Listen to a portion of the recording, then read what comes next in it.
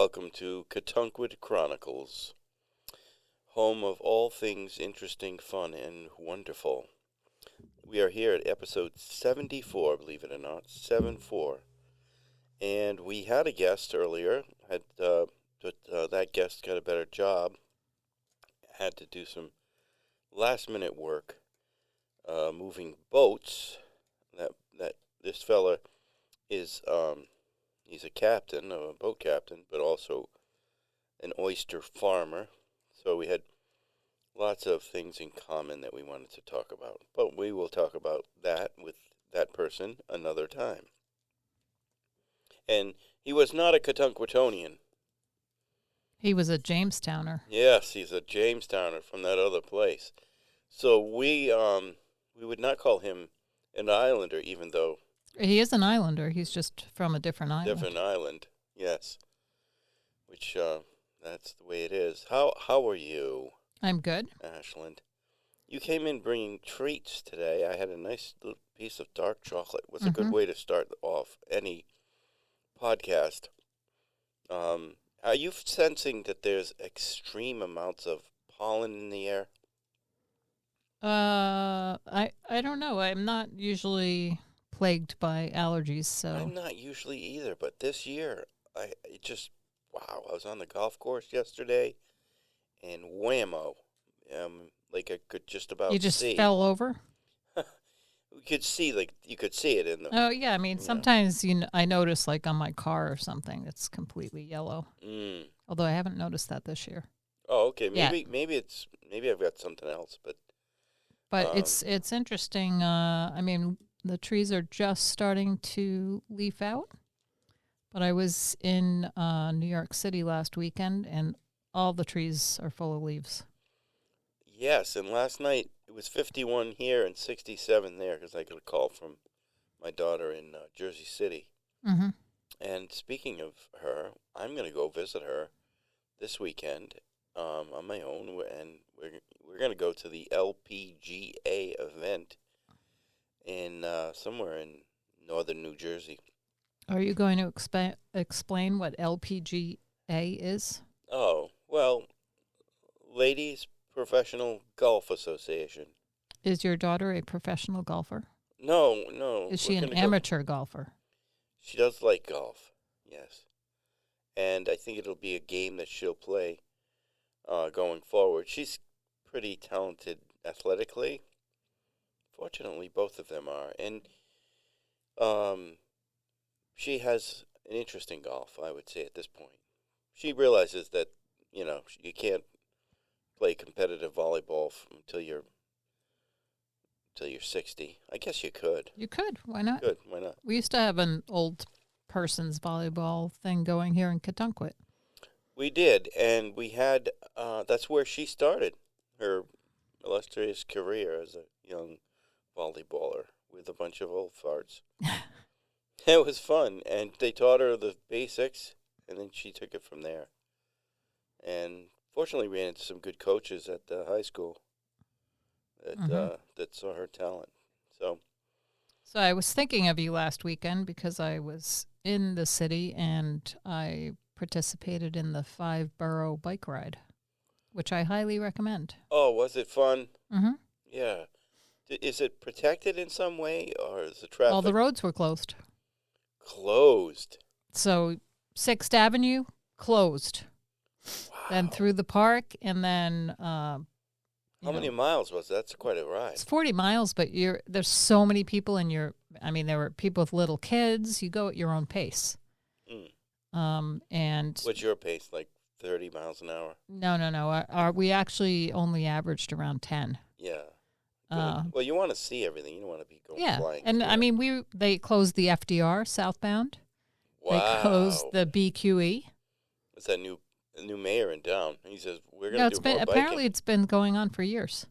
I'd like to go do that next time. It was a lot of fun. Yeah.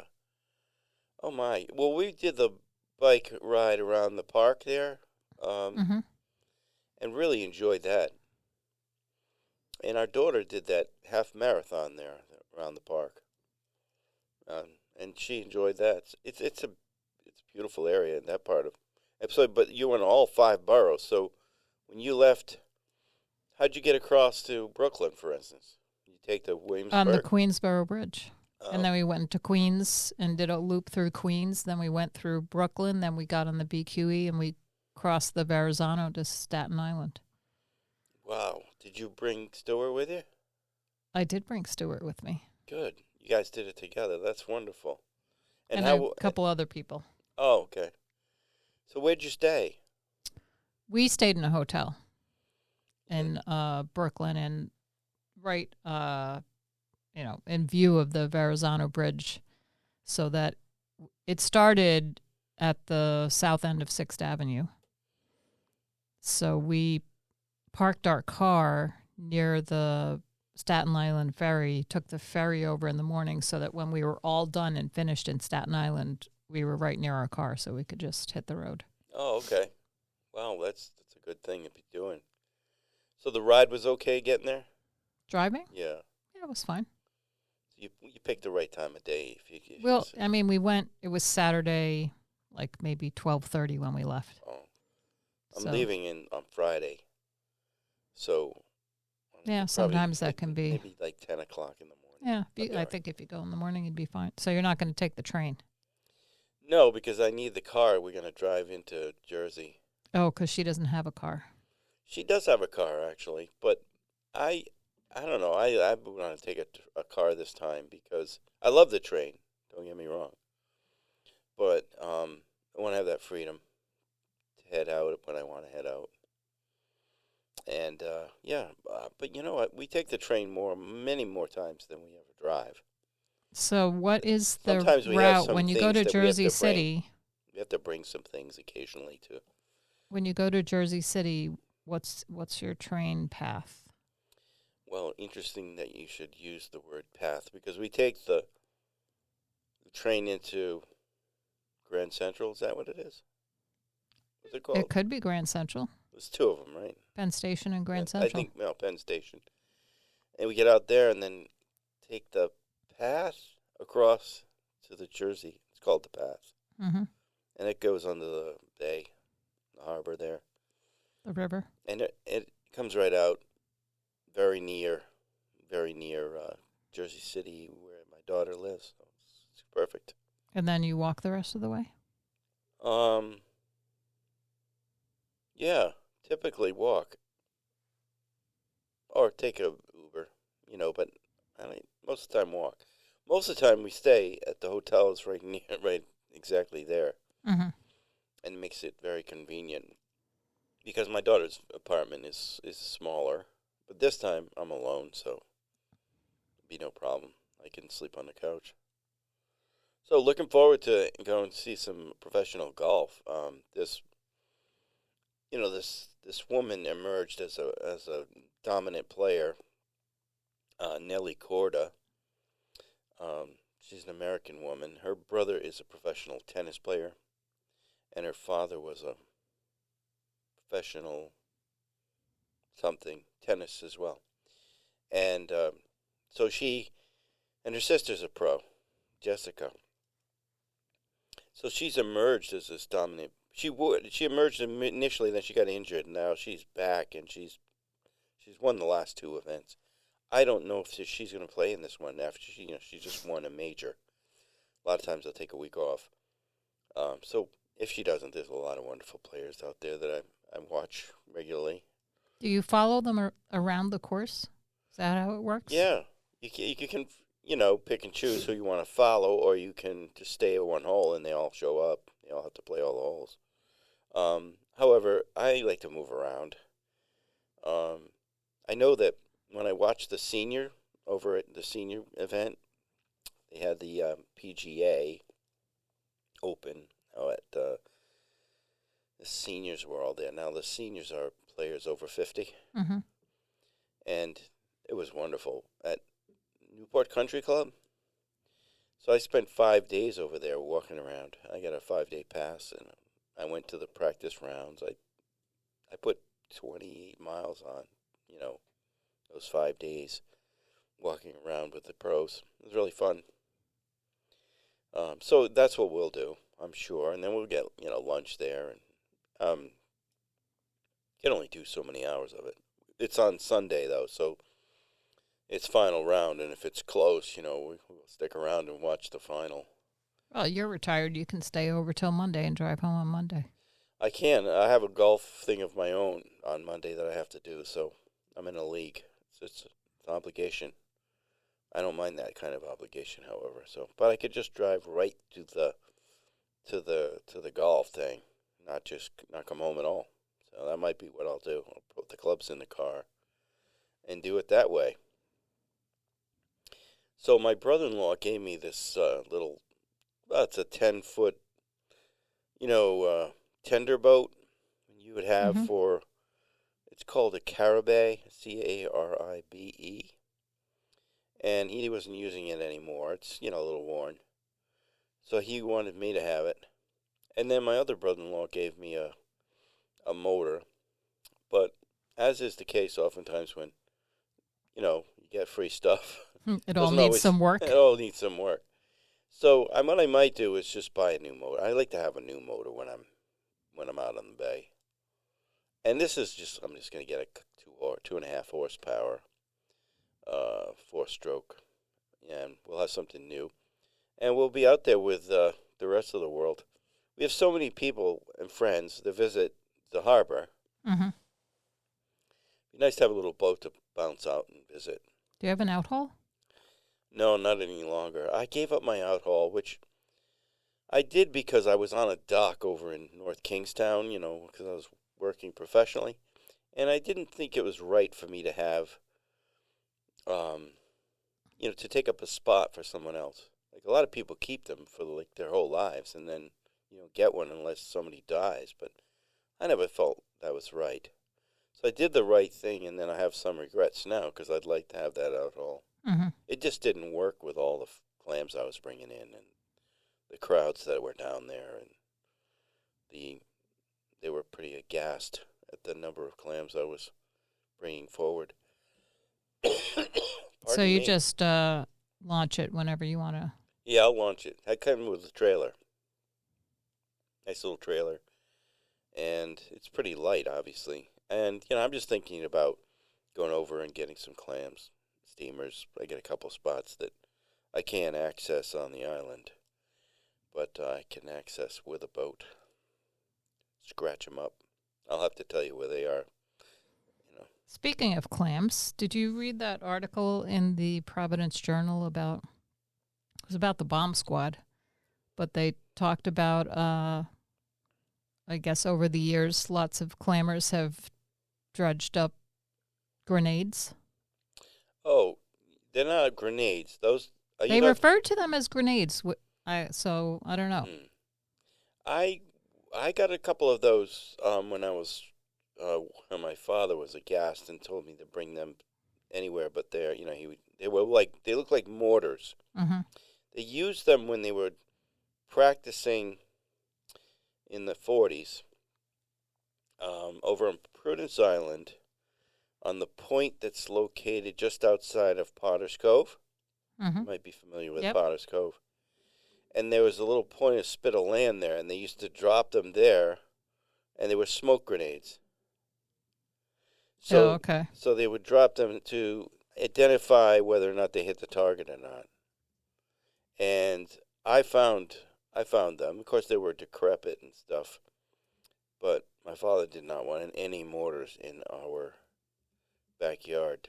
He was very clear about that because he had experienced the other side of the mortar when they've been dropped on him during World War II. So, not dropped, but cast with those mortar guns,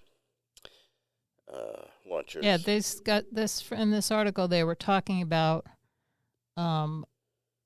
this particular catch was discovered at the processing plant in Warren.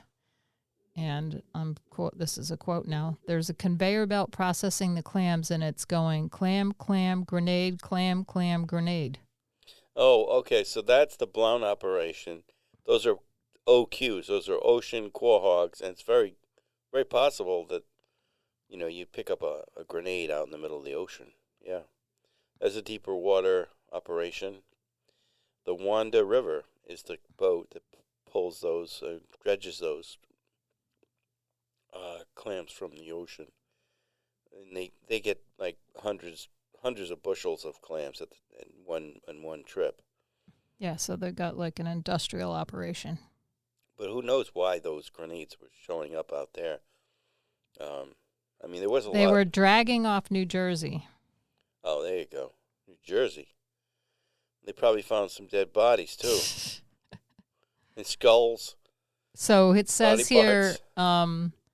ships returning to the U.S. from World War II would often dump their unused explosives at sea to avoid the hassle of dealing with them back on land. There you have it. There's the answer to that one. I did not read that article. I wish I had. That's a good one. Yeah. And that's the kind of thing you learn on Katunkwit Chronicles. So this boat and motor now. So now we're gonna put that together. Do you have a tender boat for yours with a motor on it? It's not a tender form. I do have a Zodiac, but I have a little boat over near where you used to have an outhaul, and on the mooring there. Oh, okay. So that's like a 14-foot, like little. It's not a whaler, but it's like a little whaler. Oh, you have one out there. Oh. Yeah. Oh, you knew that, didn't you? No, but do you need the people to use it from time to time to go catch copious amounts of tautog? Yeah, if you want to use it, you can swim out there and use it. It's a little cold. I have a it's very close to the dock, so we typically swim out there. You're pretty hardcore. Hardcore. You're hardcore. I had a kid programming a robot today, and he's like, I typed in the line of code. It's exactly right. I'm like, are you sure? Yes, it's right. And I looked at it, and he wanted his robot to drive forward, but he spelled it forward. Oh, F-O with no R? Yes, and I was like, this is a typical Rhode Island mistake. Did he say, come on, dude? I did have a kid call me dude today. Really? In my bike club. And did you correct him? No, I just thought it was funny. Correct him next time. That's not right. That is funny. I was a professor for a short while over at the university there. I may have said this before. Pardon me. But I did have a class, and in this class there was responsibility for this project. Did I tell you this? I think we were talking about being called dude. Okay, it was the dude. So never mind. I hate to repeat myself, but I do that quite often. So correct me when that happens. Thank you. There was an art show at the Katunkwit Elementary School. Mm-hmm. Unbelievable. Yeah, 2,000 pieces of art.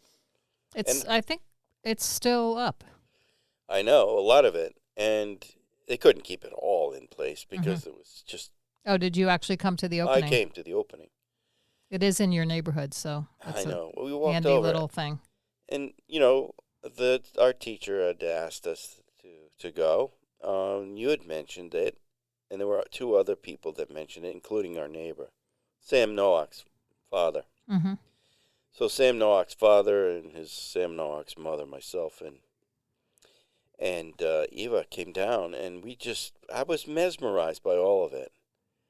And you mentioned the ceramic birds. They're beautiful. And the strawberries that these are just third graders and second graders and first graders. And even the preschool children showed, and some of the writing was really fun and funny and interesting. Mm-hmm.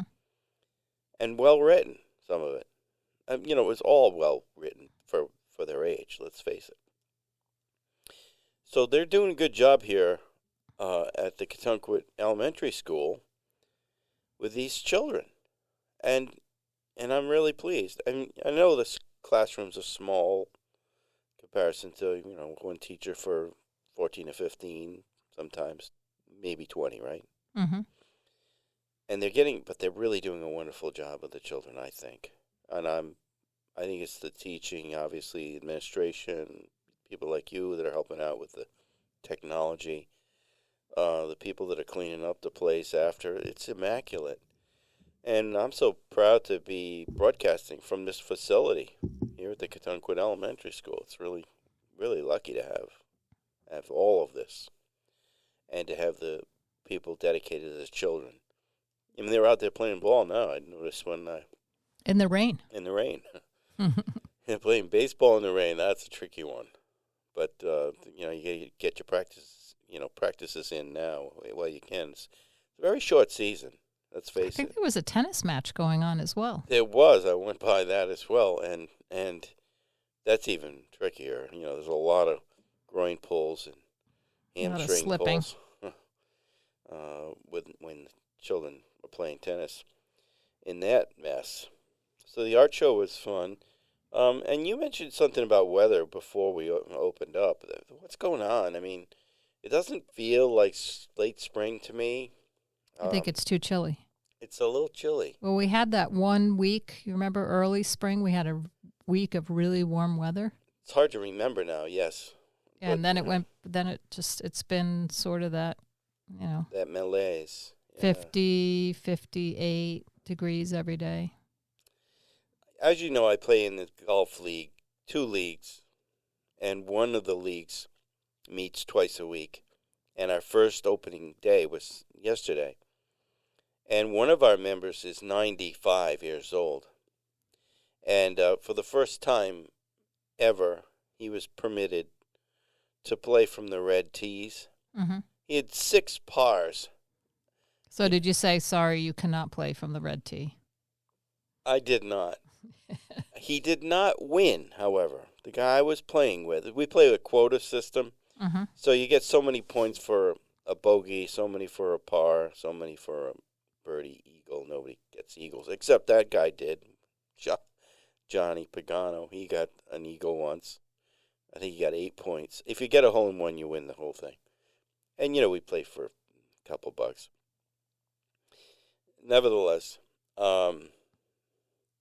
he came in, he was +5, which is really good. I mean, I was even, right? So I didn't get any extra points, but I didn't lose any points.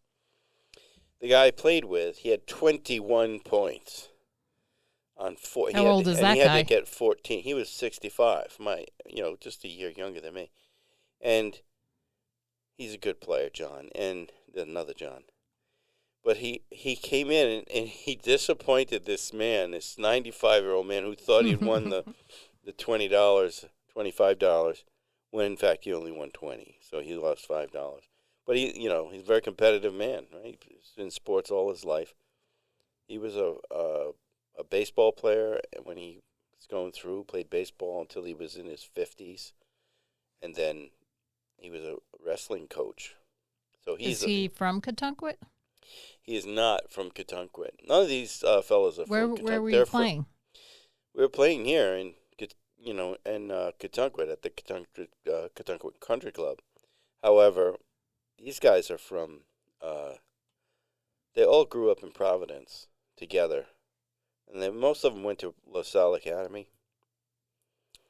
Yeah, shout out to recently passed Davy Lopes, who was a member of the class, I don't know what class he was in, probably the 60s or 70s. Davy Lopes played second base for Los Angeles Dodgers, and he was from East Providence, Rhode Island. And his career was sort of eclipsed because, not eclipsed, but just not as well revered by people here in Rhode Island because he played so far away. Mm-hmm.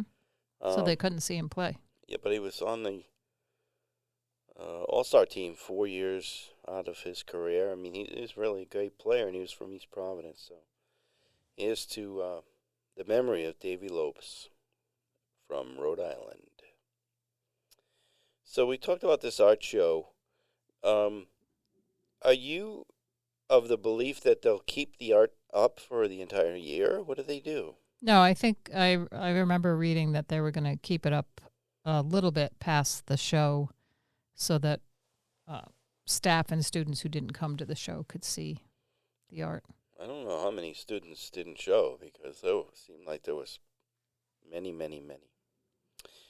Well, that's enough talk about that.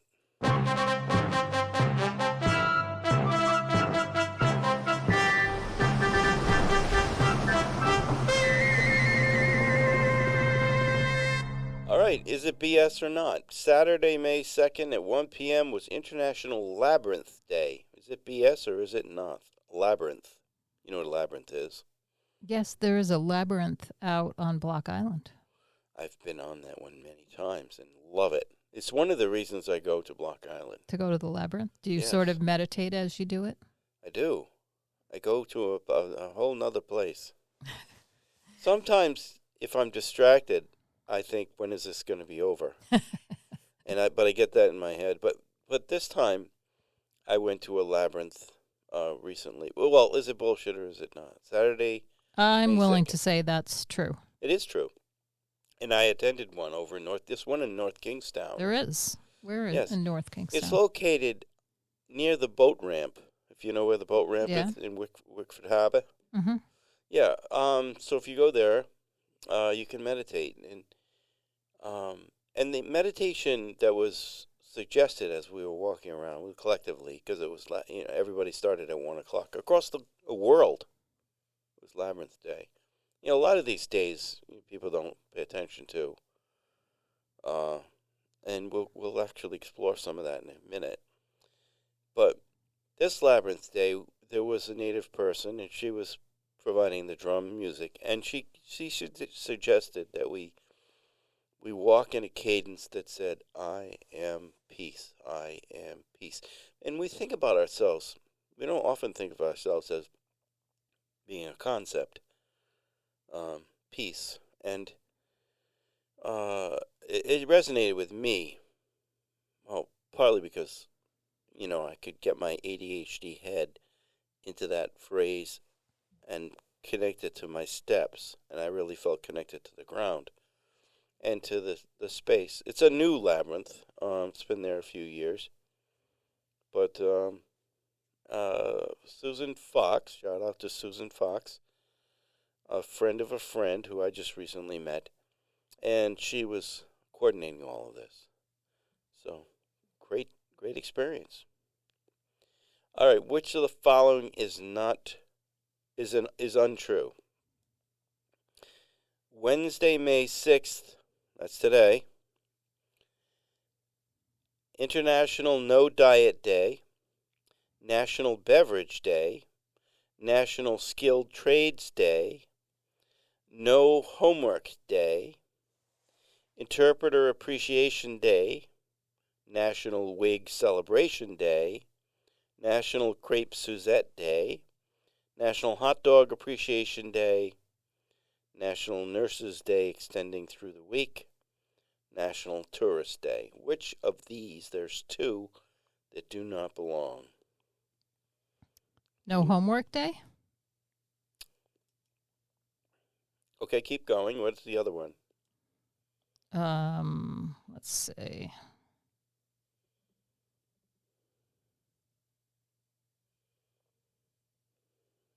Wig Celebration Day. You're correct on the wig and National Hot Dog. Oh, Not National Hot Dog, and it's not National Wig Day. I felt like homework day was going to be a sure thing that it wasn't national, or that it wasn't no homework day, because I didn't hear anything at the school about no homework day. Maybe that it was one of them. I'm not sure. It could be that our, students aren't tuned into the national day calendar. The Hallmark decisions makers. International No Diet Day. That's why Some of these are just silly anyway. National Beverage Day. I mean, what's that? We all have to drink water. 100% of the people that drink water die. You know that? All right, so that's what we have for bullshit. Do you have any bullshit or not? I can give you a day question. Is tomorrow National Bike to School Day? I'm going to say yes. it is.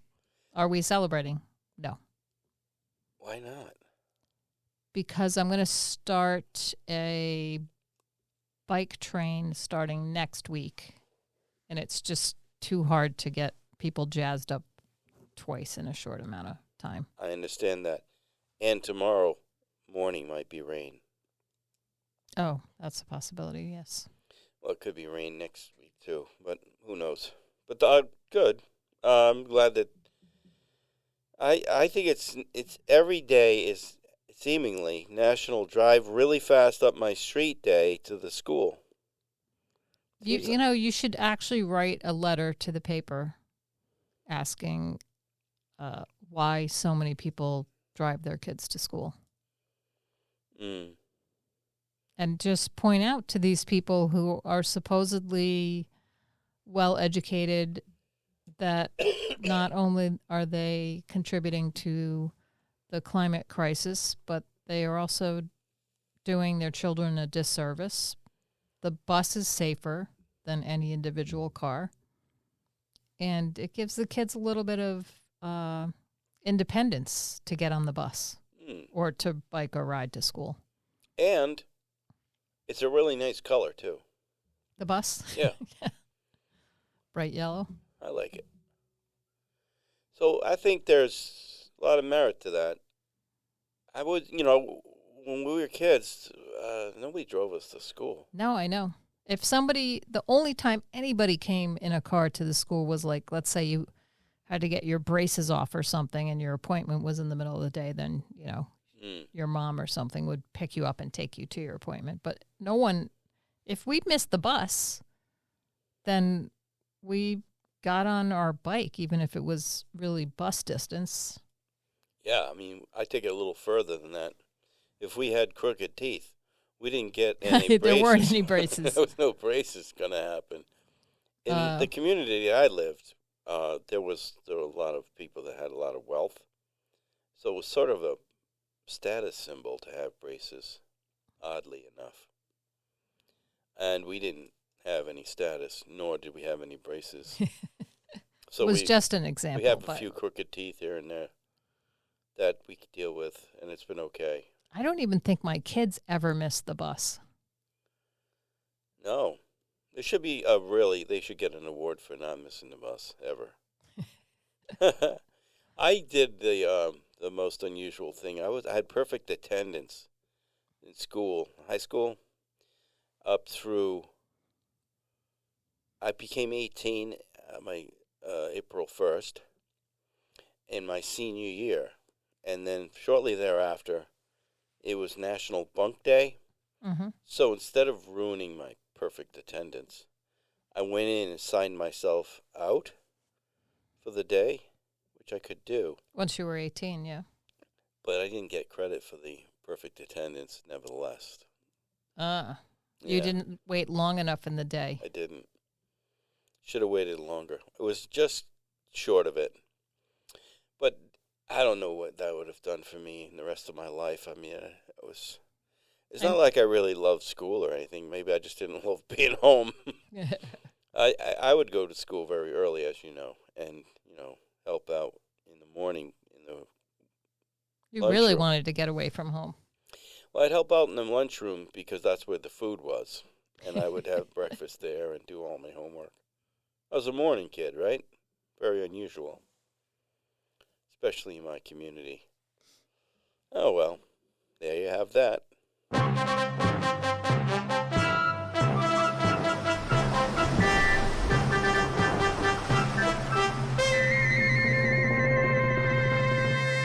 Well, our guest, who is not here,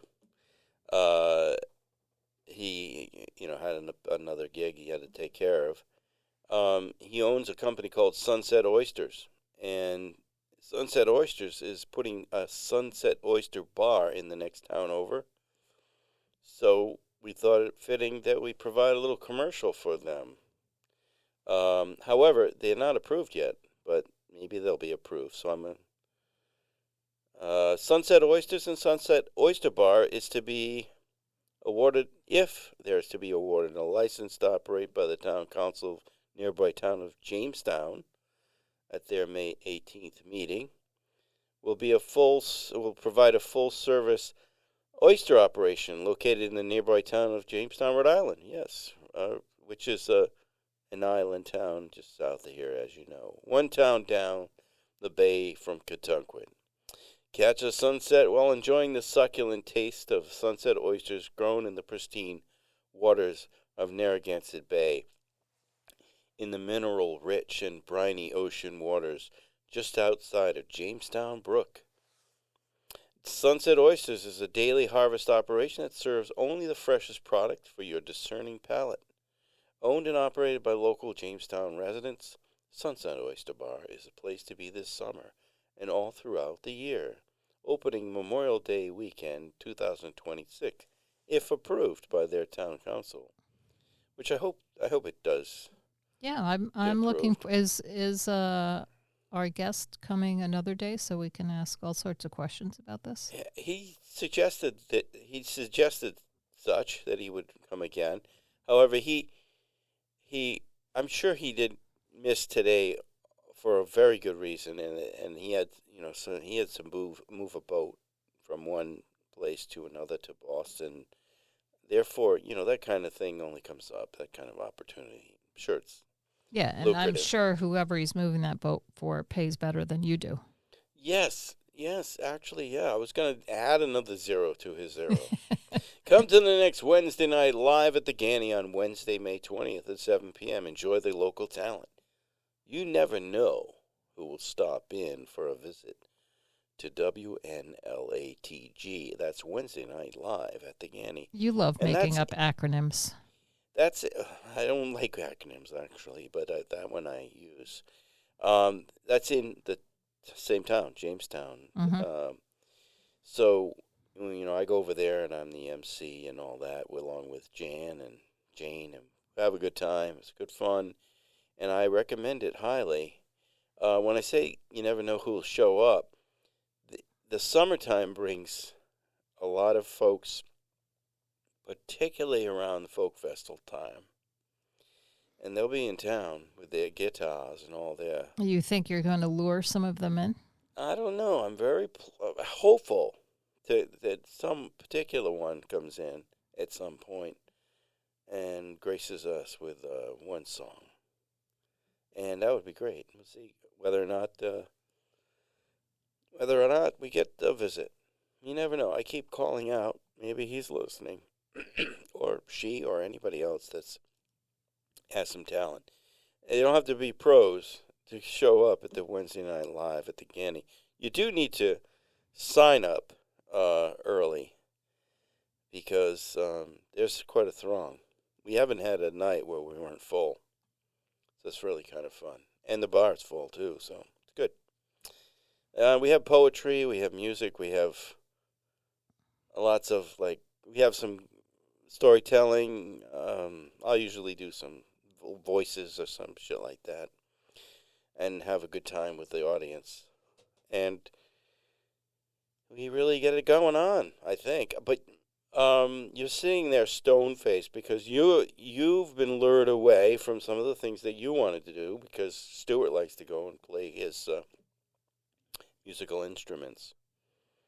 He sang last time, too. I heard. I was unable to see that. I was a bit surprised. He was working it. Yeah, that's the place to do it, right there. Wednesday Night Live at the Ganny. All three Cotunkwood political parties are seeking candidates to run for town council. Remain inside and don't answer your phone. Yuck. A free tutorial as to how to get elected will take place at the parking lot adjacent to Veterans Square for the Independent Party. The Democratic Party will be conducting their recruitment event combined with a social hour at the Oak Restaurant, while the Republican Party will be conducting their event at Maud Monopolis' house on Blessing Hill. All events to be held on Saturday, May 16th. The times are to be determined. So it's political get your shit together time. Pretty much if you show up at any of those events, you will be nominated. Oh, I don't know about that. I think that You talking about me? No. No, anybody.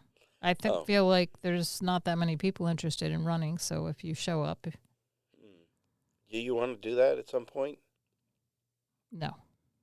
It's too much of a commitment. Oh. You're a very committed person, but you have lots of multiple interests. I don't like to be like pinned down to, okay, you have to be at all of these meetings. Yeah, I see. But you do have a very succinct way of expressing yourself, and you're very, I think, I contemplative. might be run out as well if I was on one of these. Well, that's true too. But you're very pragmatic in some respects, but you're also very creative too. So I think you have. I'm a better behind the scenes like person than. Oh, come on, you can do whatever the hell you want. If you want to do that, you should do it, but don't do it if you don't want to. Jan's all-women staff of professionals will prepare and paint the bottom of your vessel this season. That's Jan. Contact Jan at Cotunkwood Senior Center during lunch hours to register for a boat bottom clean and paint this year. All proceeds provide funds for Cotunkwood's aged population. What's better than having a group of elderly women crawling underneath your boat this spring?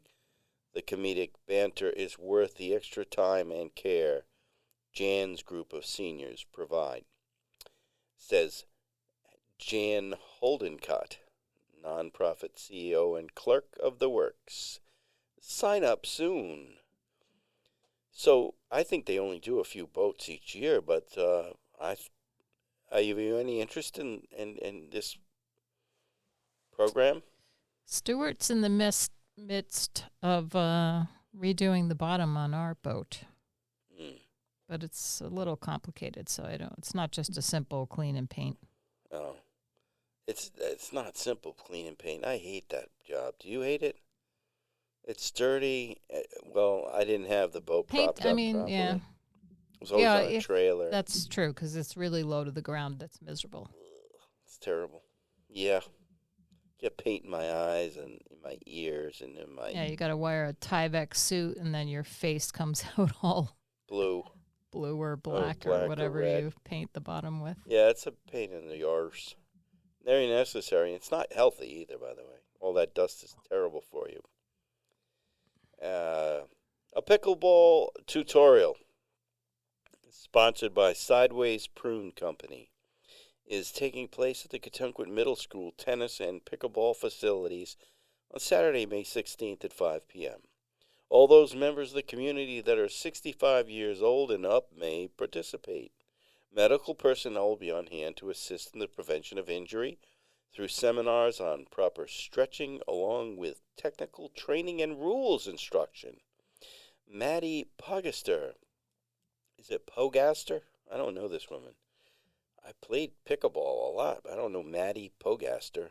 I'm going to call her Pogaster. Pickleball professional from Mont Carmel, California. That's why I don't know her. Will be conducting the program. Cotunkwood Ambulance Corps will be on site all evening for easy transport to our area hospital. Is it like a regular thing that people get hauled off to the hospital on the pickleball court?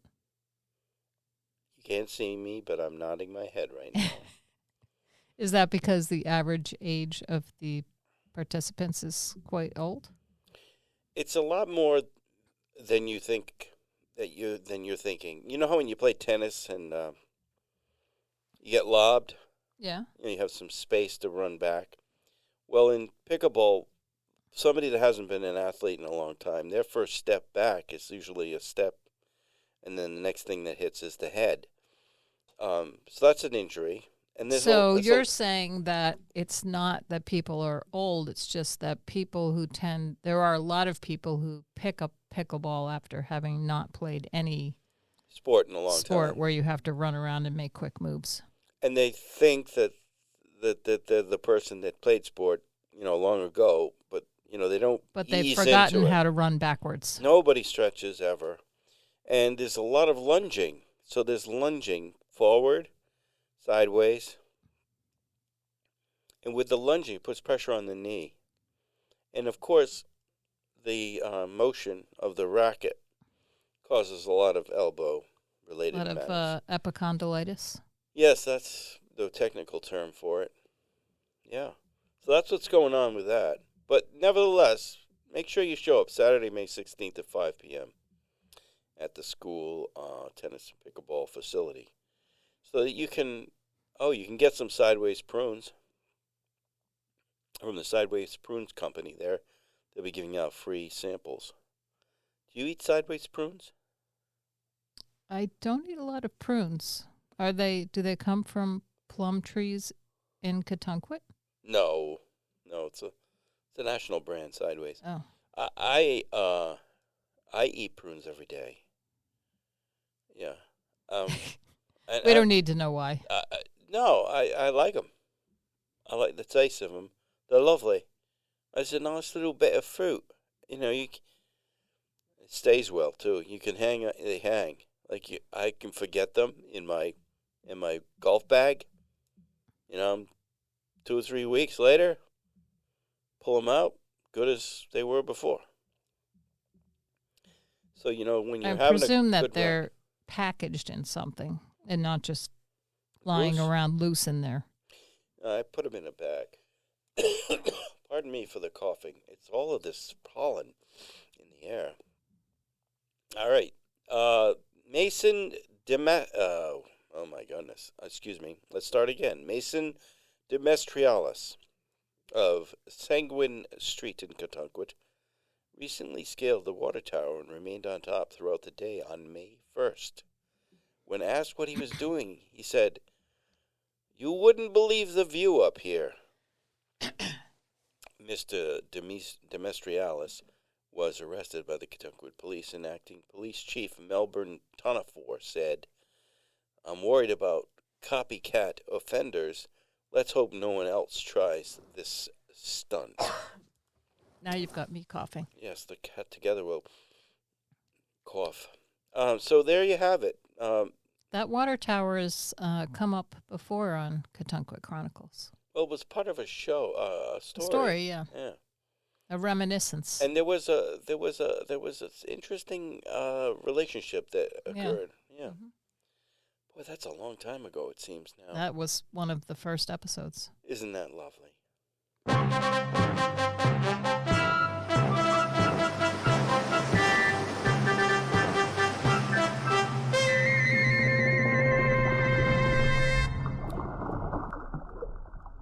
So, James Allen got out on the road this week and got into the town and did a little research and met some folks. And when I did, I took some notes. And Midge Sellin said, "We have so many master gardeners in the Cotuncquit Garden Club, there's nobody left to do the work." I love that. I don't like the use of the word master for anything now. Well, I'm wondering, does this mean that, they were all like the slave gardeners and then they graduated to being masters and masters just order people around? Well, this university has a program called Master Gardener. No, I know, but I thought the master gardeners did get their hands dirty. This is implying that once you're a master, you're telling somebody else to do it. That's what Midge Sellin said.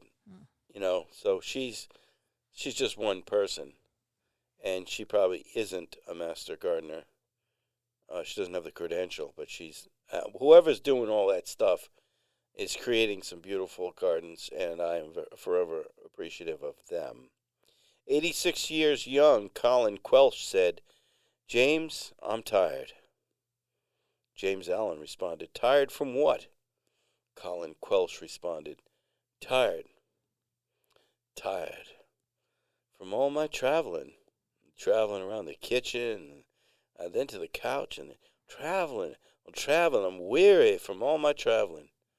Downstairs to the laundry, then out to the front porch, then to pick up the paper from the mailbox. I'm weary from all my traveling."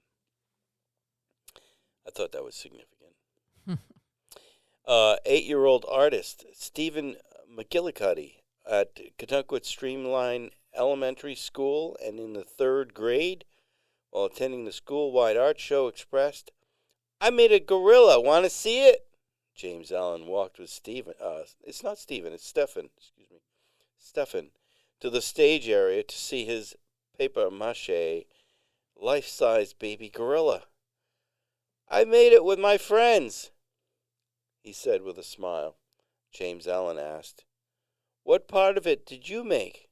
McGillicuddy responded, the hands and the arms, Allen. And Allen asked, why did you make the arms and the hands? And Stefan responded, because when you're at the zoo and you see the gorillas, one of them always throws poop with his hands. That's why.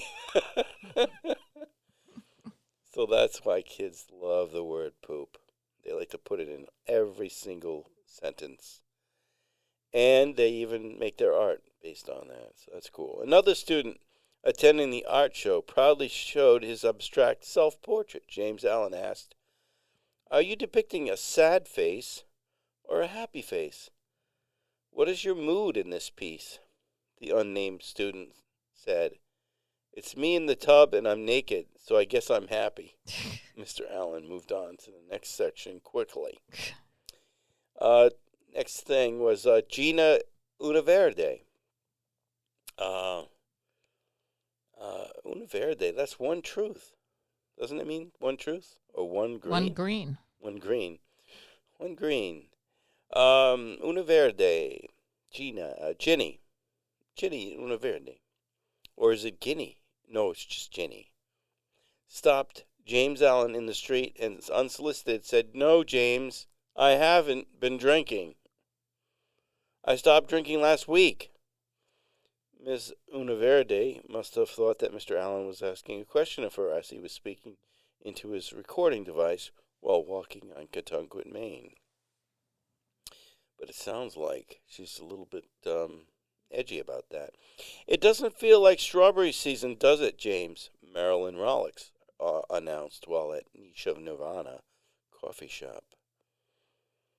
And I think strawberry season is I think there's winter, spring, strawberry season, summer, fall. Apple season's in there too, and peaches. Oh, peaches! Peaches come just before apples. I would agree with this person. I love this. It doesn't feel like strawberry season, does it, James? Well, it isn't. Yeah, that's June. That's June, but it usually the strawberry plants are much higher in the garden. Katunkwit hardware owner Caldwell Mason announced as James Allen entered the store. I got the message and had a long talk with my employees and instructed them to stop saying, have a good one, as you leave the building. I just wanted you to know that we are listening to Katunkwit Chronicles, and we've made that change. Some people don't mind my employees saying that rather benign phrase, but we know that you care about that, so we're making changes.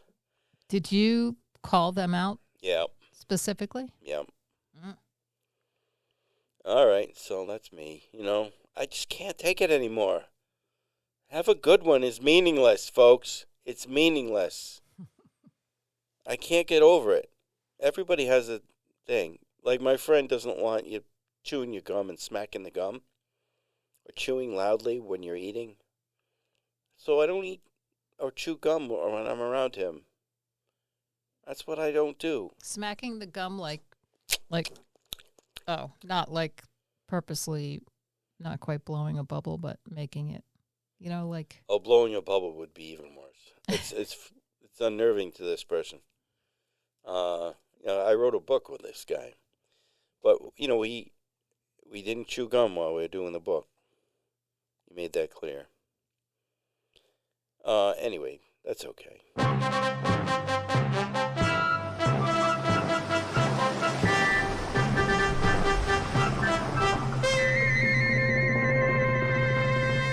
Did you have something you wanted to express about that?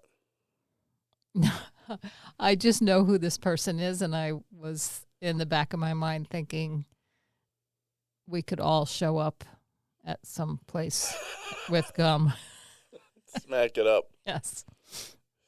Oh, well, we don't want to put them in make him upset, put him in the upset mode. So we have a story like we often do, and I hope you find this a little humorous, because that might have been my intent. It might have been. It's entitled, If You Don't Know Where You're Heading, Any Road Will Do. And the reason I quoted that, I found that quote interesting, was it was being read, it wasn't being read, it was being said by one of these former Army generals that are now like pundits on the shows, criticizing this war thing that Donald Trump has created. So this was a line from that: if you don't know where you're heading, any road will do. And I thought it was very poignant. But the story has nothing to do with that. But that's the title. Are you ready? I am ready. Clyde noted during his many aging-in-place social network dates since his wife died 3 years ago that when a woman introduces herself with the expression, "It started out when I was a child," that Clyde was sure to be in for a long introduction. He wondered if Bev Silbauer's exceptionally beautiful head would fall from her long neck as her head bobbed while she described her grandfather's rough hands and even rougher, sketchier demeanor with her and her siblings. She included a thorough description of her lineage and her grandfather's ancestry in Northern Ireland among the ruling elite Protestants, which was the part of her historical familial rendering that most interested and disgusted Clyde at the same time. Clyde managed a question he'd prepared and had used on other aging-in-place social network dates. How does that make you feel? How does what make me feel?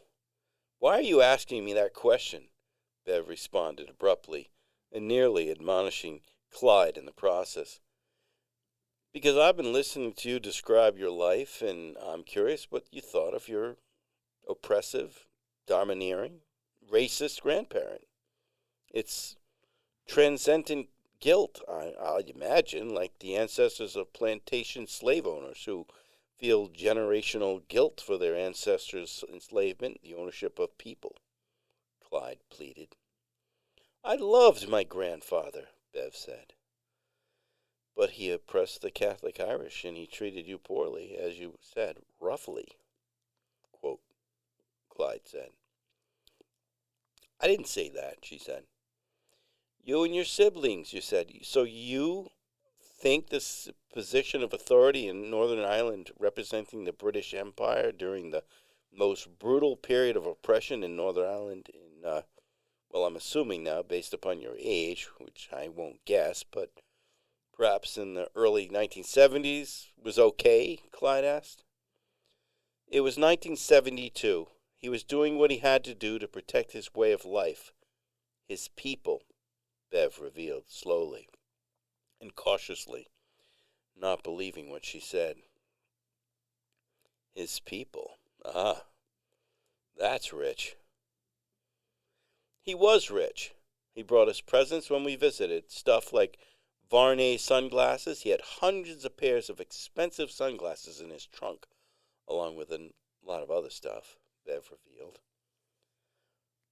Aren't all people everyone's people, especially when a person is provided authority over others? Shouldn't they recognize humanity as a whole? Shouldn't he have protected all people, not just his people, Clyde asked. No. He had to do what he had to do, she said. That's an old, overused adage. The Nazis used that phrase at Nuremberg trials, Clyde said.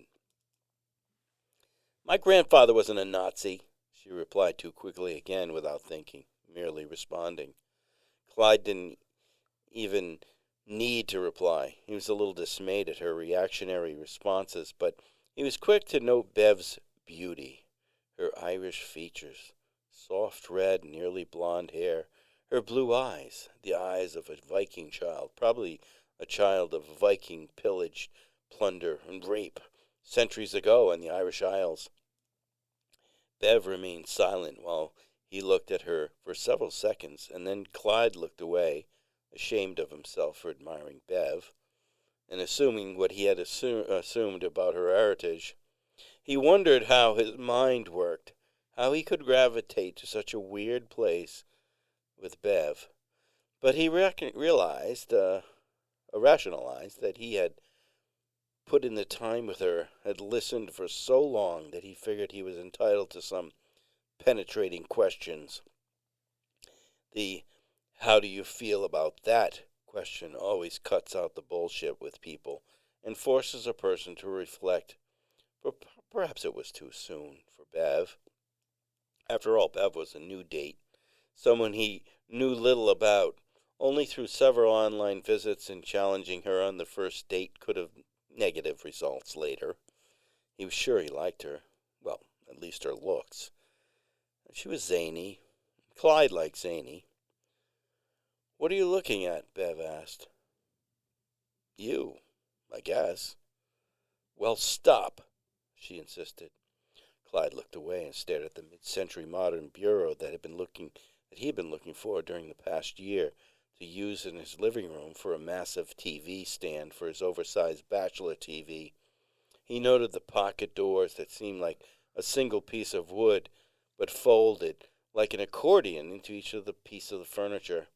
The pause continued to a point that must have disturbed Bev's flow of conversation. "You can look at me, but just don't. I mean, look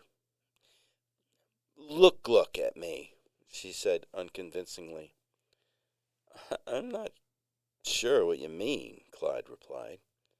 "In that way," Bev challenged Clyde. "I apologize. I was looking at you and making assumptions about you. I'm sorry." "What kind of assumptions?" "I'm not easy, if that's what you think. I mean, I dress provocatively, but I'm not an easy lay," she expounded. "No, I'm sure you're not an easy lay. I haven't heard that phrase for a while. It's antiquated," Clyde said. "I'm antiquated, but not too old." "Too old for what?" Clyde asked. "Well, you know," Bev said. "Oh, like revealing just about every event of your life in a 30-minute discussion without ever asking me anything about me?" Clyde asked. "I didn't. I wasn't trying. I mean, what about you anyway?" she half-assed asked. "You know, with you, Bev, and I'm being blunt, when you speak, it's like you don't know where you're heading, and any road will do," Clyde articulated. "I talk too much on these first dates. I know I do, but there's so much silence. I always start somewhere, and then I'm back to my mother and talking about my sister, the one my mother always counts on for big questions because my sister went to a better college. It's not fair, and it's not because she knows more than me about the topic.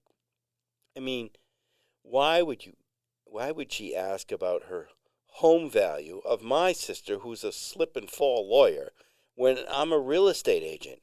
I mean, what the fuck is that all about? And my brother always backs up my UVA lawyer sister, and he never sides with me.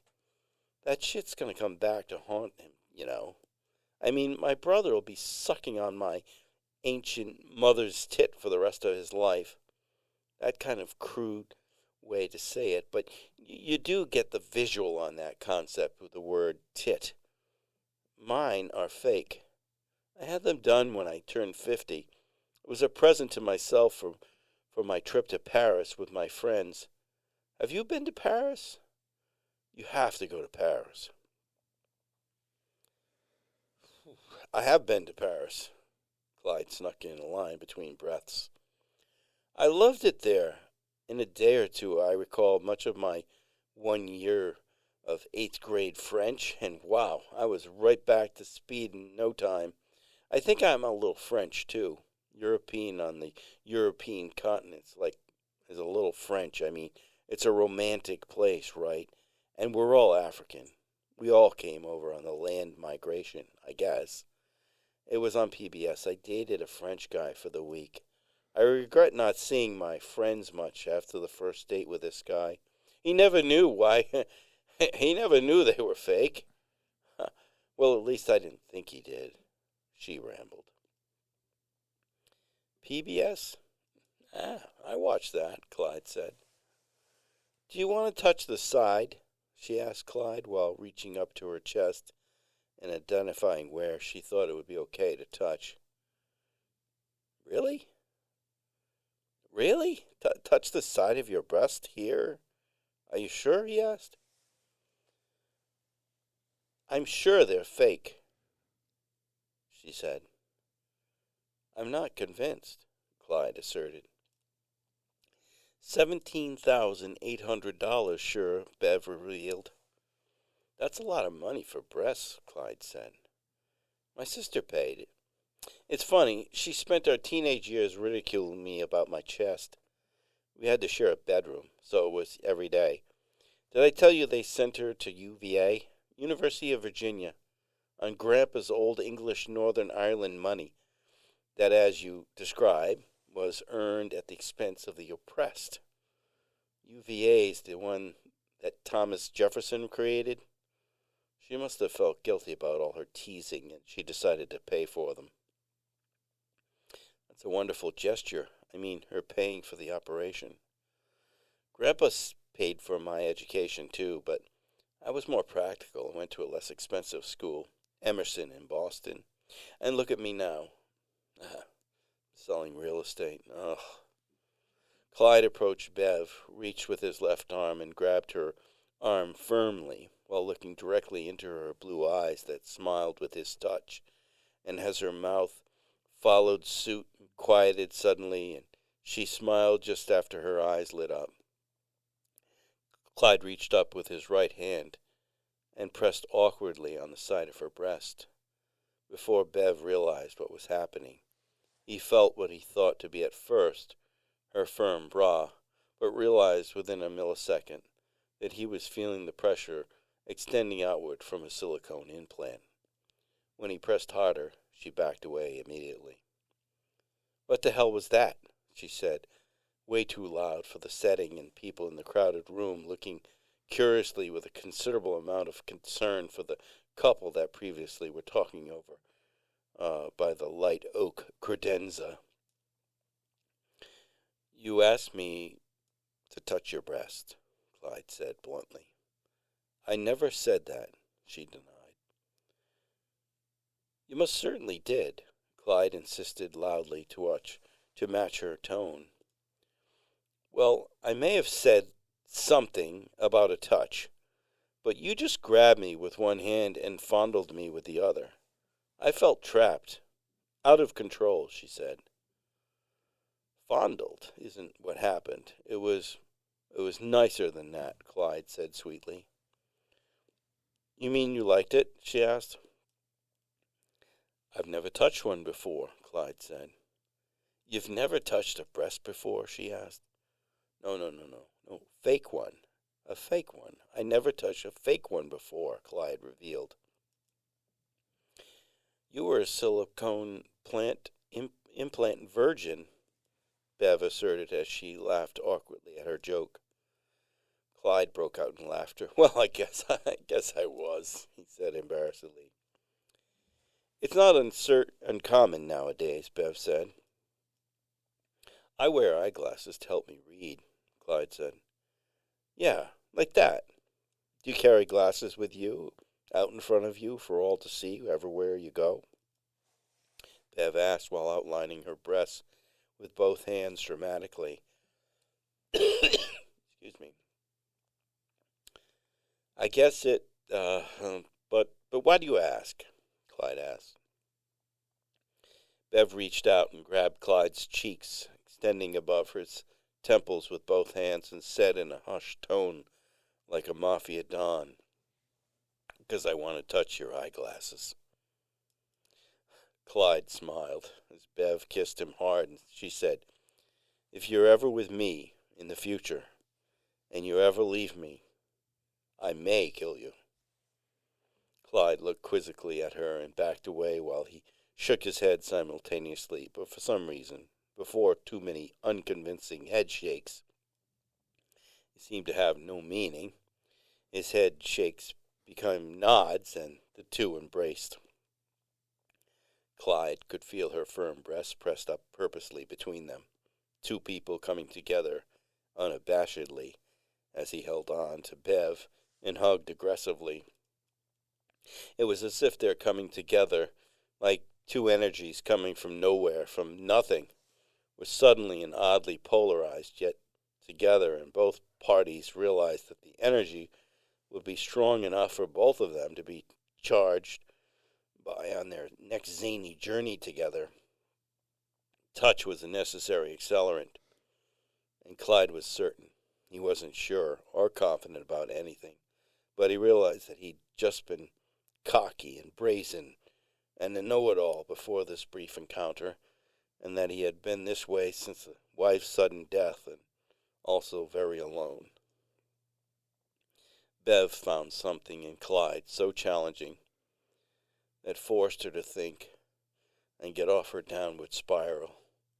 She'd been looking for a lifetime to fully experience the sound of another human being's voice, to express her opinions openly and without fear or domination of thought.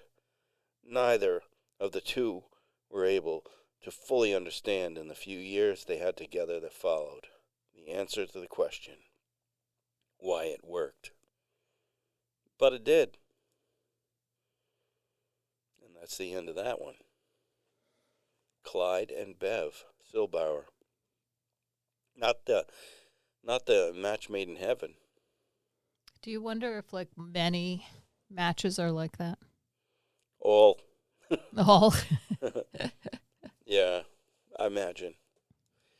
I don't know. I'm only imagining. I've never ever even looked at one of those sites, and I didn't even have the right name. Like, I didn't have a real name of a site when I was writing this. Mm-hmm. So what did I come up with? Something social. It's called Aging in Place Social Network. Oh, Aging in Place. That's right. Yeah, it's creative. Maybe there'll be a new Aging in Place You could have sparked a business idea. Yeah, it's for people that just want to sit home and watch TV with a person, another person. That's funny.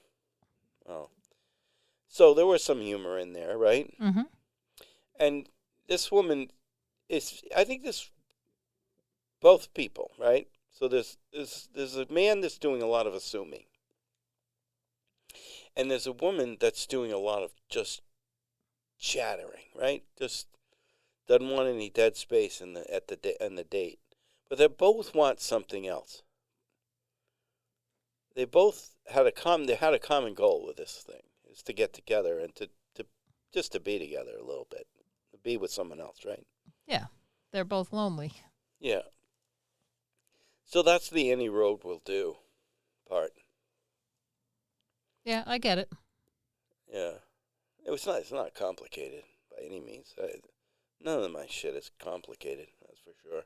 But if you don't know where you're heading, any road will do.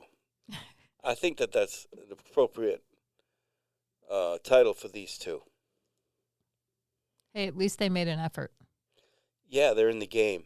Right. Yep, they're in the game. They're out there redoing their lives a bit. So that's all we have for today on Short Stories.